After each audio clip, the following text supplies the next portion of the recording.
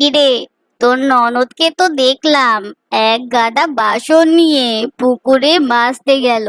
তা তুই আজকে অন্তত রান্নাটা করেছিস তো? আরে না রে না, তুই আমার বুদ্ধি জানিস না? এই টুম্পাকে কি তুই আজকে চিনিস? ওই রাবণ গোষ্ঠীর জন্য আমি আমার হাত পুড়িয়ে রান্না করব? আমাকে কি পাগল কুকুরে কামড়েছে?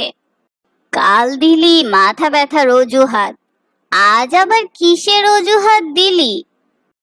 আজকে ছিল আমার পা ও কোমরের ব্যথা। এভাবে আর কতদিন চলবে? দুদিন না হয় পর পর হলো, তারপর দিন, তারপর দিন হবে পেটে ব্যথা। তুই এত চিন্তা করিস না, আমি ঠিক একটা ব্যবস্থা করে ফেলবো।